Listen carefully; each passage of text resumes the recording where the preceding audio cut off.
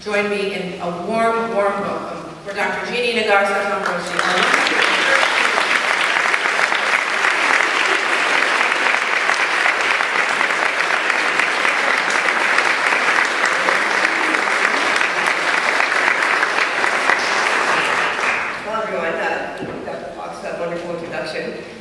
You don't know it, but it's more of an honor for me to be here than for you to listen to what I have to say, so I appreciate your time.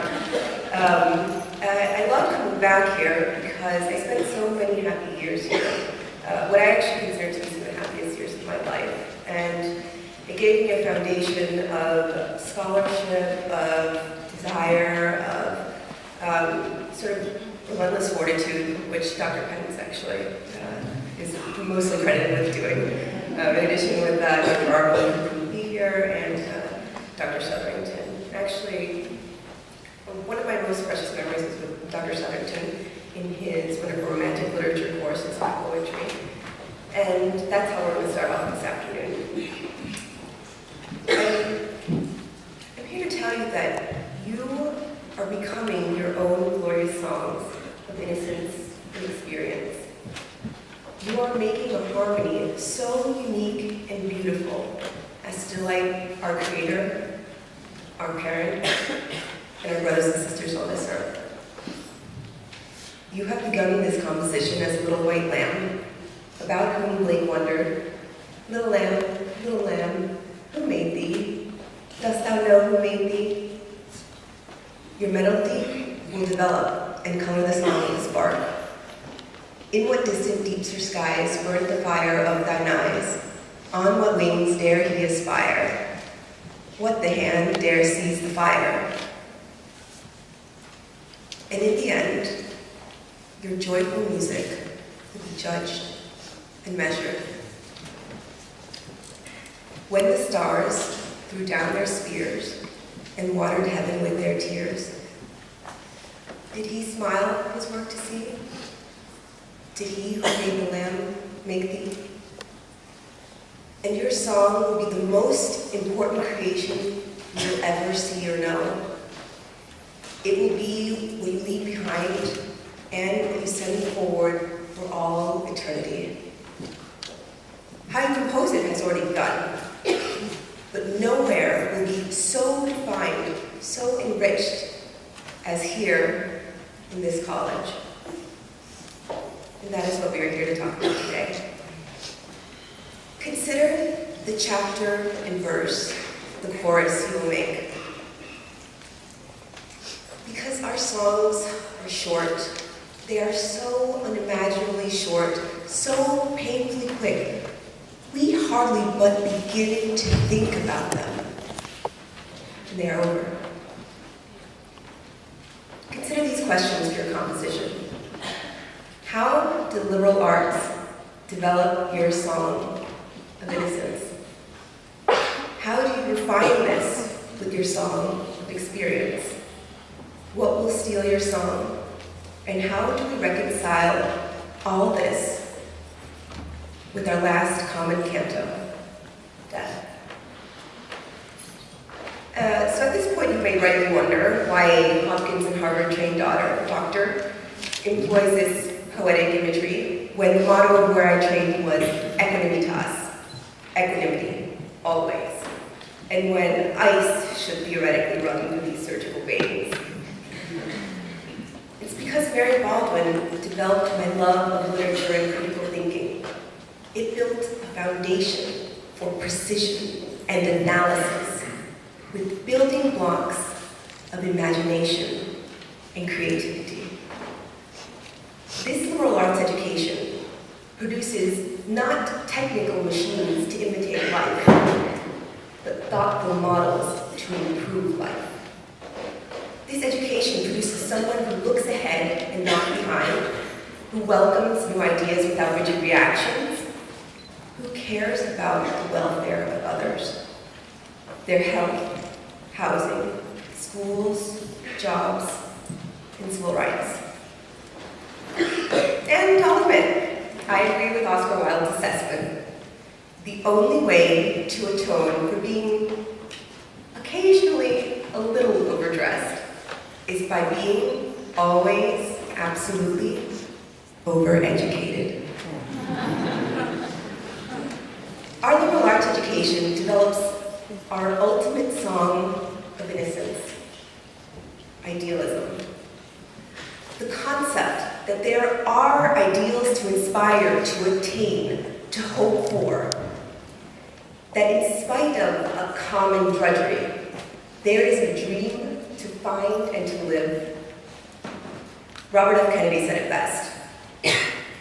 Each time a man stands up for an ideal, or acts to improve the lot of others, or strikes out against injustice, he sends out a tiny ripple of hope. And those ripples build a current which will sweep down the mightiest walls of oppression and resistance. This is what I have to look for. These are the words that make up my song. I dream that my song sends out a tiny ripple of hope, and from there it builds a current, so that not only will my mother, my friends, my grandchildren, not only can they be proud of my existence, but maybe the good that I could have done in this life will spread beyond to those whom I may never know. So how do you develop your aria? How do you temper idealism to avoid blind zealotry or vapid hedonism? Here enters the song of experience, that of thoughtfulness and action. This is the fulfillment of idealism, the hard work of life. Well, I'm going to use myself as an example. As a child, I was overgrown with idealism, obsessed with doing the right thing. I couldn't tolerate others being rude or thoughtless. And, as my personal guide to good and wrong, I looked to my mother. Her voice was my first impression of the just, the pure, the kind song of experience. She always made me take myself out of the situation and consider why the other person may be having a terrible day, why this may be out of character for them. And she would ask me how I could help them. She taught me to look outside myself, to sympathize, and to be gentle with others. She taught me grace. Truthfully, living in this way takes a certain amount of discipline and commitment. It requires you to step outside of the immediacy of me and right now, and it requires you to think about the experiences that you have, how to make the best out of each great or terrible situation, how to play the hand that you've been dealt, how to know when to act and when to look the other way. Therefore, we must wonder at every pace. 1, am I being challenged?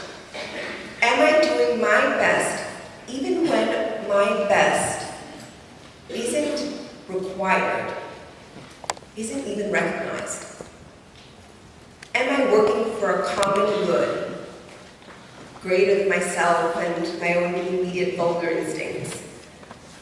Am I being kind, helping others appreciate and exist in this beautiful life? And finally, am I being honest? Am I making myself and those around me better? In short, am I living up to this heartbreakingly true and terribly difficult motto of ours? Non pro tempore sed aeternitate. Not for now, but for all eternity. Your idealism will be the song that inspires the hearts around you, and your daily action of hard work will be the experience that guides you.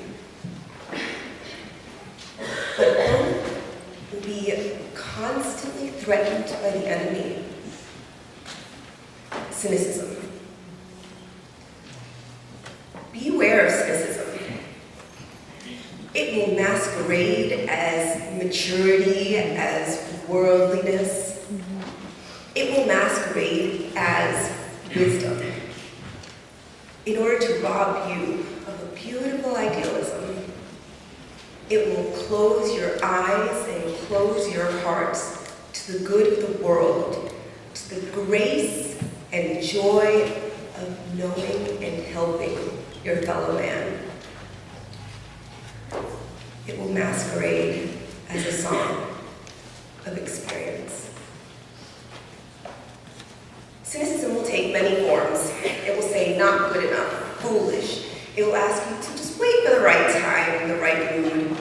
It will deflect your responsibility. It will blame others for your failures. It will give you an excuse to give less, to love less, and to learn less. Winston Churchill noted, we cannot escape our dangers by recoiling from them. We dare not pretend such dangers do not exist. Because if we do, this is how you begin to deny yourself your own life. Seneca, the Roman philosopher, will introduce our final theme.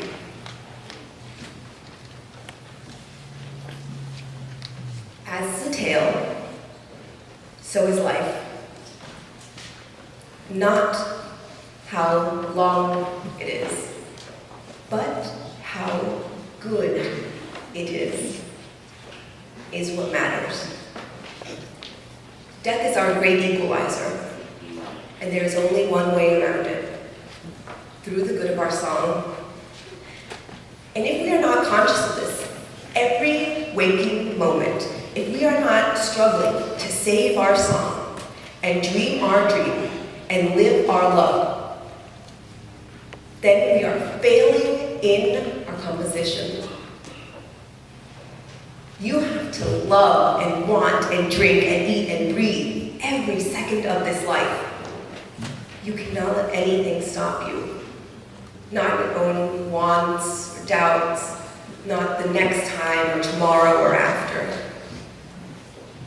These will steal your life. I guess I'm here as a physician to tell you that Oscar Wilde was wrong when he said, one can survive anything nowadays except death. By my very saying it, I'm proven him wrong. For his mind is still with us through that quote, that very idea. You know, it's true. Money comes and goes. The heart starts and stops. But our ideas, the good song for ourselves and others, will live on as our final barricade against death. I want you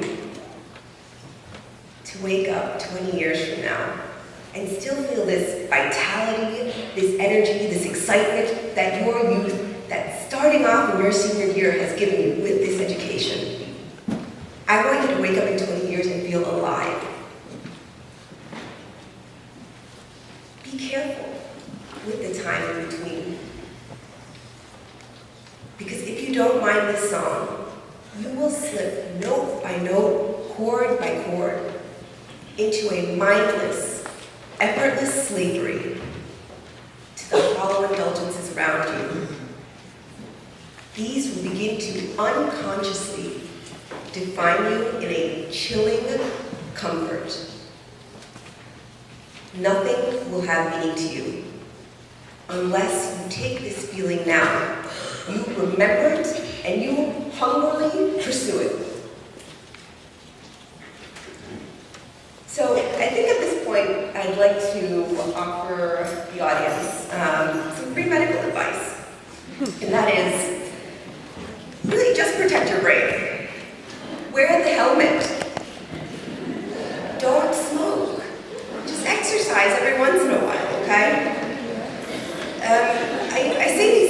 in a slightly laissez-faire way, not because they are unimportant.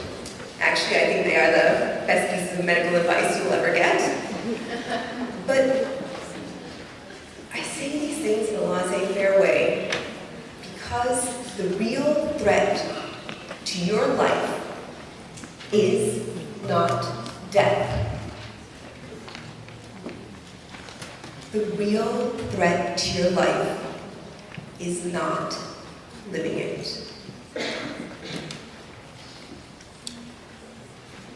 The real threat is that you will wake up in 20 years and look around you with all the petty annoyances, the slow buildup of dust, the rusty fatigue of adulthood, and you will find you have changed. And you will wonder, what happened to that girl who went to marry Baldwin?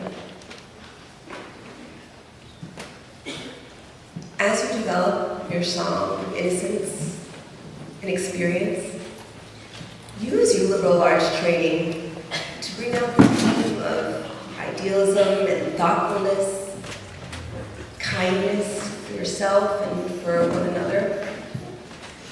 Push aside cynicism and build the cantos as a barricade in memorial. In closing, I might add another piece of physicianly advice and share the fountain of youth with you. Actually, Edith Wharton can tell you. One can remain alive long past the usual date of disintegration if one is unafraid of change, insatiable in intellectual curiosity, interested in big things, and happy in small ways. Mary Baldwin seniors, you are becoming your own glorious song of innocence and experience. And this is what I wish for you. To be happy in small ways, to be insatiable, and to be unafraid. Thank you.